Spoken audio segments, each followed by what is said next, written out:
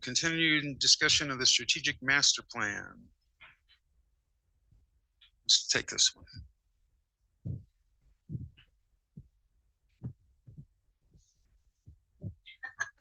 Oh, we're so okay.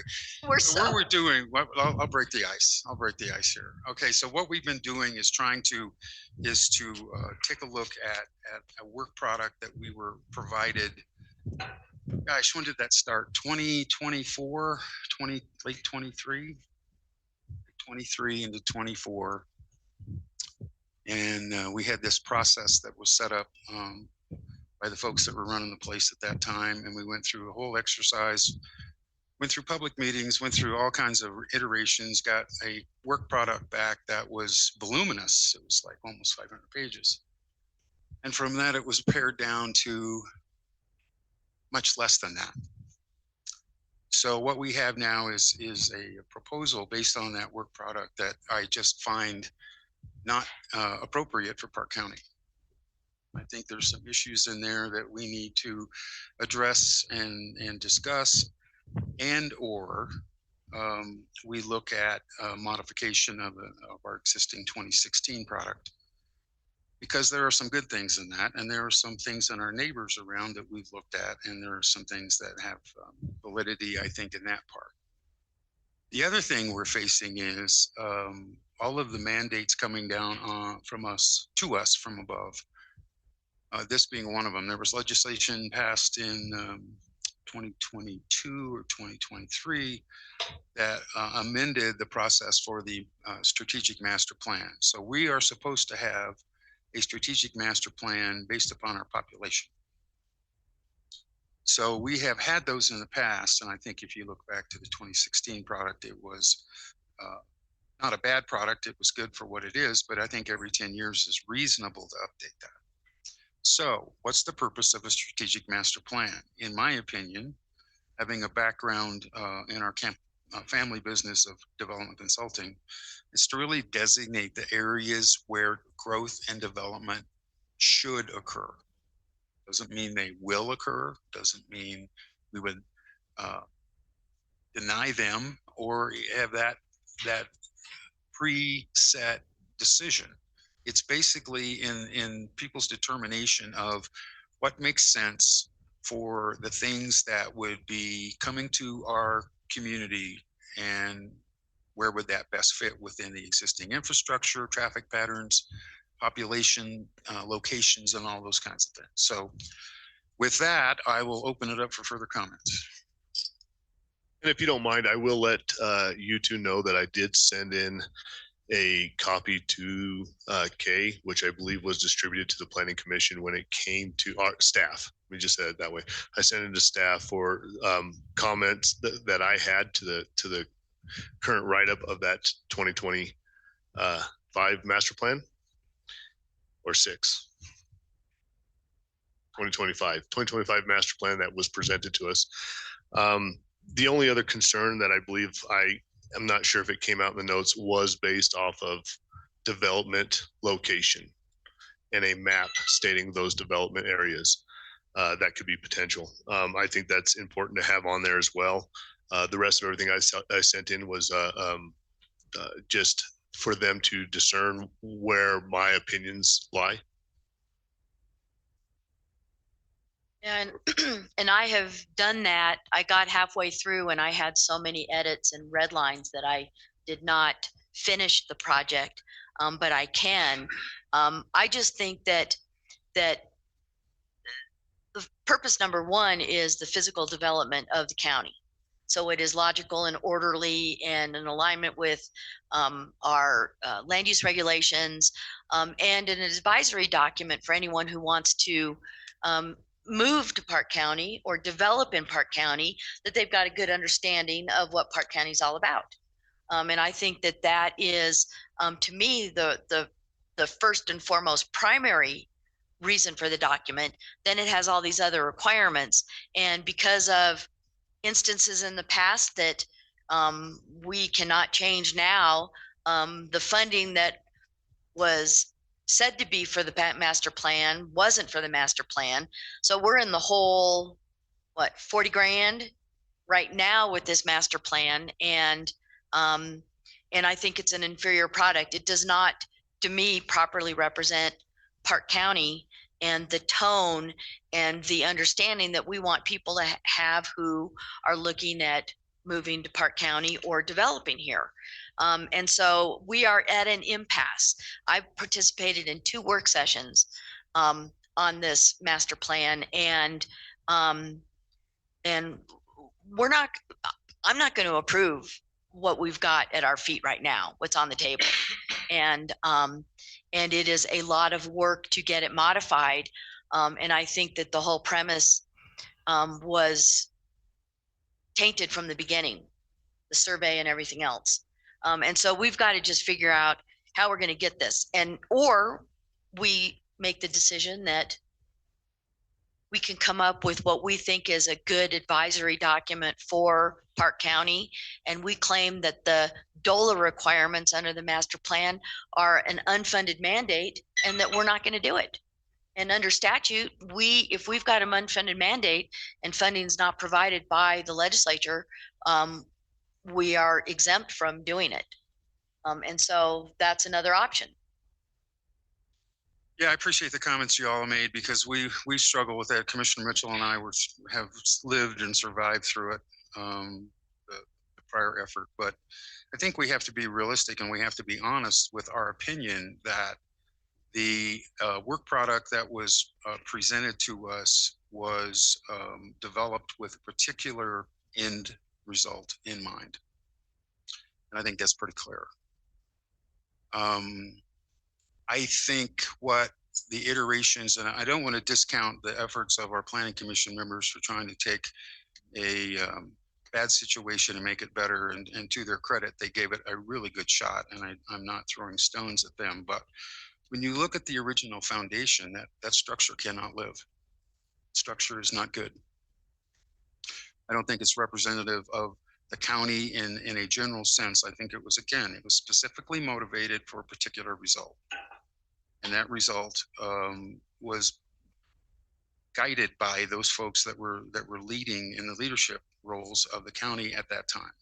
And now that is different, and we have a different view. I think one of the biggest concerns I have sitting in this chair, as well as sitting as another elected official, is the amount of new requirements across the board. And you can take any office, you can take any department, but county general government, that we are getting from the infinite wisdom of the General Assembly is mind-boggling. And we have an effort led by Mesa County and others to track these new mandates. For example, I just realized, I was reading my morning stuff this morning, and I realized that the Parks and Wildlife Department has determined it costs $52 for you to get the permission to buy a weapon. That's the fee to exercise your Second Amendment right. That's just one example this morning. So that's what they've come down on. But just as an aside, there's an example of what we used to do for nothing, or didn't have to do, and now have to do, and for what, and to what benefit. I think you can look at the master plan and make an argument that, yeah, there's some benefit to it.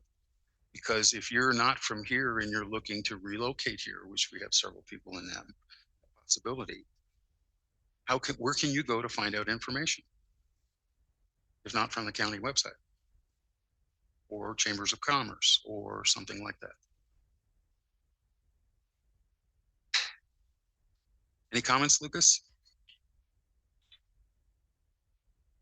I think the only thing for me is it's hard to justify that a product, even as good as it looks for all the effort that the planning commission put into it, you know, when it's built from less than honorable intentions from the beginning, it's, you know, it needed to be, in my opinion, just citizen opinions and desires for the community, not with leading questions.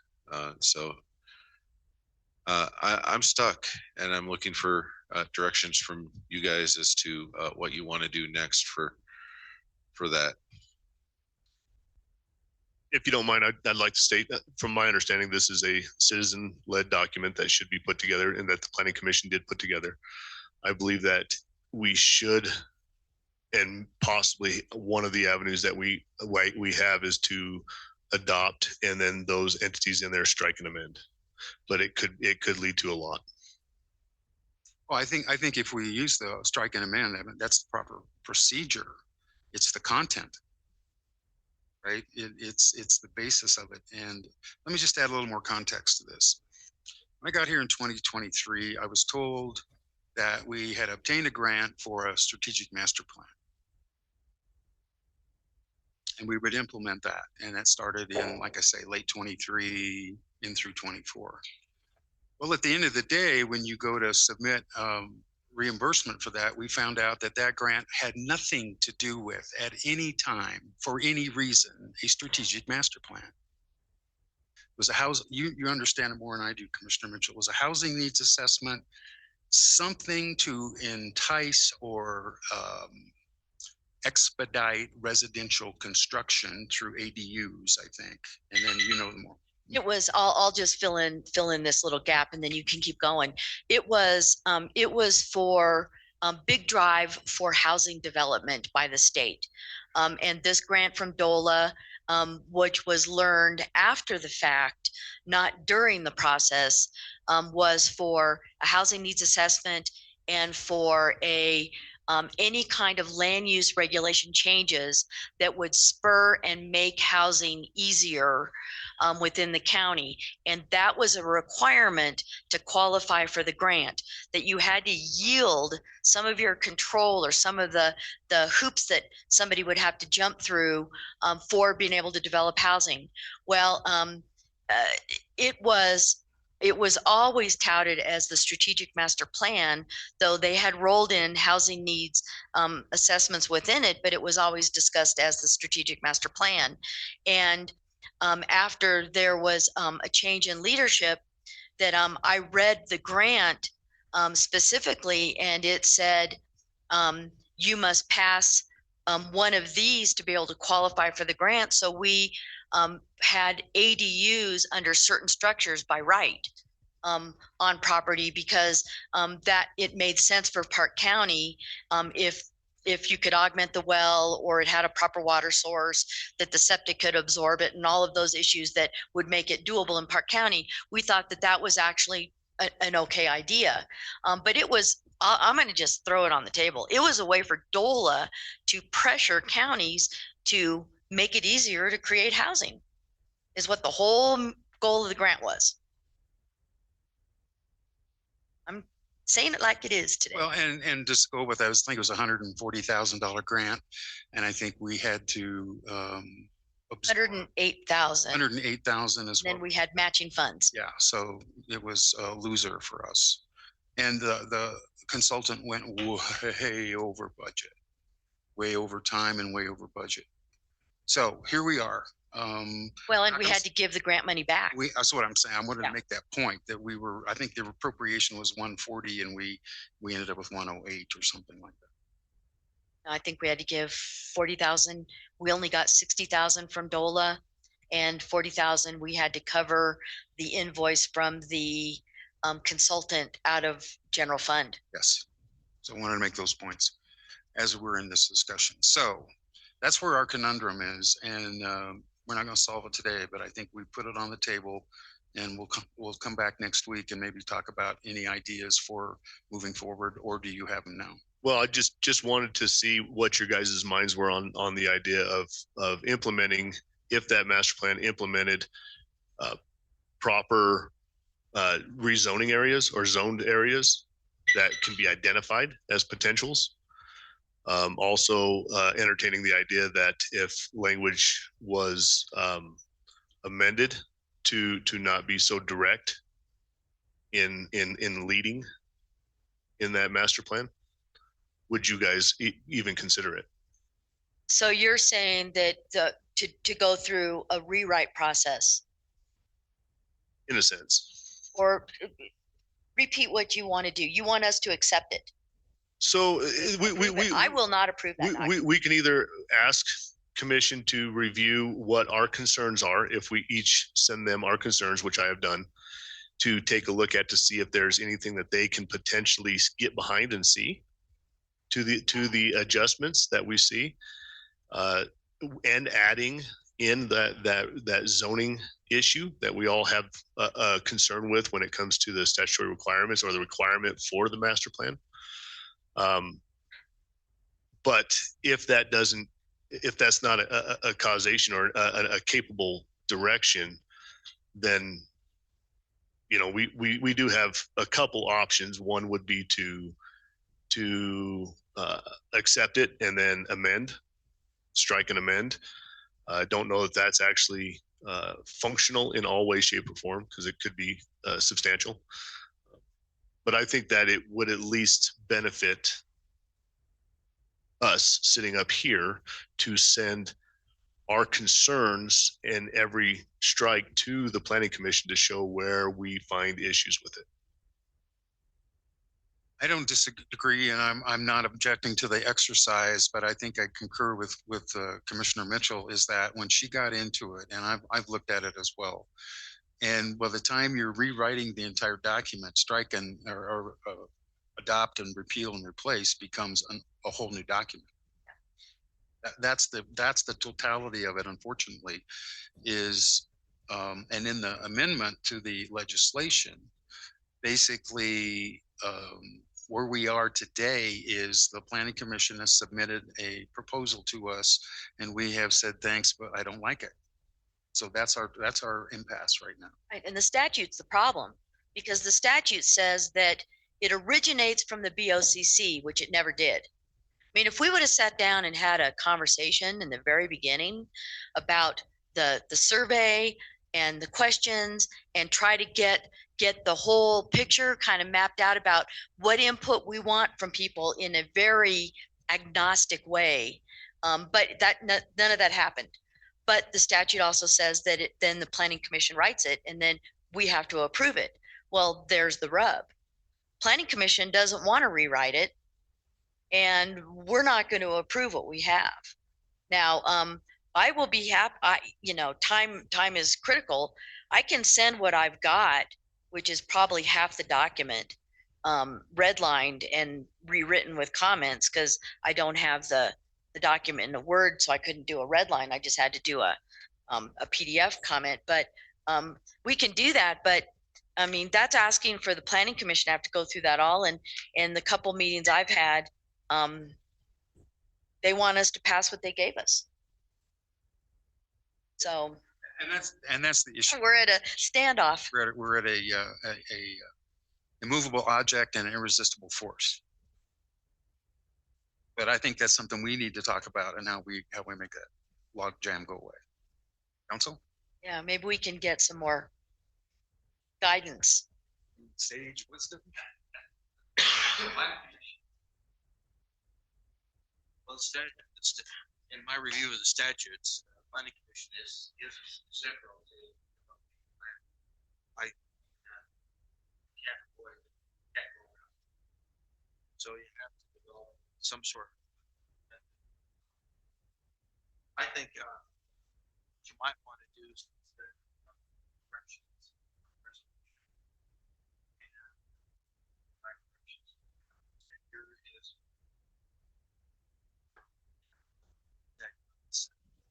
I've seen that done before with other things. So,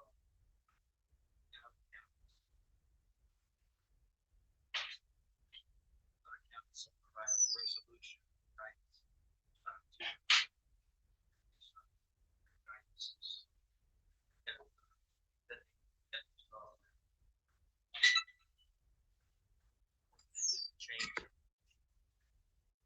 But the essential thing is having a resolution first, so they have some guidance, right?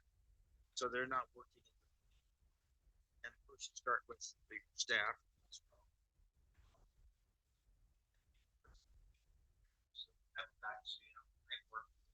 They help you, the staff helps you provide.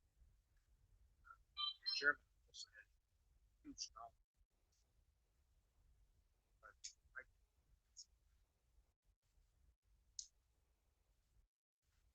guidance, and then they perform the statutory.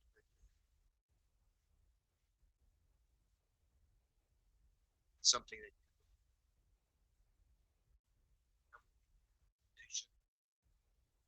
say Well, I think it gives us an avenue to put together some thoughts in conjunction with staff and direction I like. And why don't we ponder that and exchange through Lucas the comments you already have? Yeah, I can't tell you whether I saw yours or not, Commissioner Gillen. And to be fair, I sent that directly to Lucas, Brandon, and then staff to get that out to the planning commission. That's fine. That's proper protocol. so maybe if you guys want to get me your comments and findings, and then I can work with staff to see what we can do through a potential future resolution that would direct open-ended questions to a couple of town halls to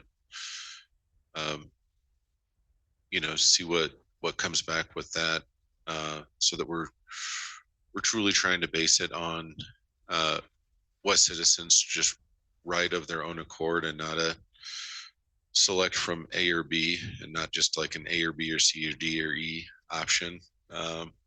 Multiple choice questions that that we can get back to you with some feedback, and see if that allows for a possibility to move forward with some of that input that is more citizen directed. Any objection to that? No, I mean, we want, I like, prioritize 1, 2, what are your priorities for the county? 1, 2, 3, 4, 5 for focus. I mean, I think that would be a good way to start. We just have to figure out a way to do that with as frugally as possible financially. I mean, with Zoom, you can do a poll. With Zoom, you can do surveys. We can do surveys that are really, my goal is just to be agnostic. We don't want to lead anyone to their answer. We just want to know what they're thinking. So I think that'd be a good start. Let's have a conversation with Joe also. Yes, I'm not opposed to that. My question is to leading to the same scenario that you just came up with, Commissioner Mitchell, is the cost analysis of what we've already spent, information that we already have, but doing it in an appropriate way. Okay, well, we'll to be continued. All right, next up is our Heritage and Tourism Review and Discussion.